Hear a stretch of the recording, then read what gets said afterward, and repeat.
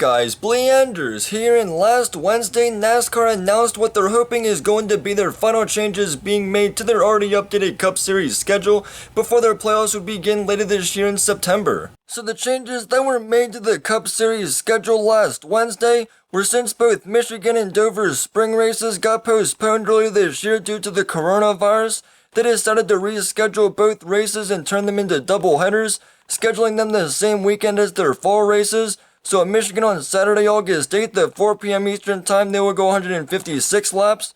And then the next day at 4:30 p.m. Eastern Time, they will go another 156 laps. Then instead of going to Watkins Glen that they originally were scheduled to go to, they will now be racing for the first time ever at the Daytona road course, since New York requires people to quarantine for 14 days after traveling from one of the states heavily impacted by the virus, like North Carolina, where most of the teams and drivers reside.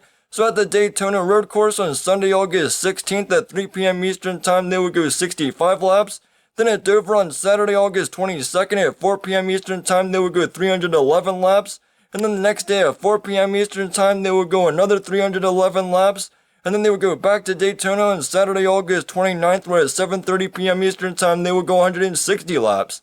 Which for all of these races, as of now, they're still going to be continuing to follow some of the rules that they've been following since they've returned back a few months ago, of having no practice or qualifying sessions and no race fans in attendance. Now, like I said earlier, they're hoping that these are the final changes that they'll have to make to the Cup Series schedule for the rest of their season this year, but if the chances of getting the virus were to rise back up, it would then have to force them to continue to keep making changes to their schedule. So for now, we'll just have to see how things go from here and see if they'll have to keep continuing to make changes or not. Alright guys, that's gonna be it for this video. Be sure to put down in the comments below what you guys think of these newer changes that were made to the Cup Series schedule last Wednesday.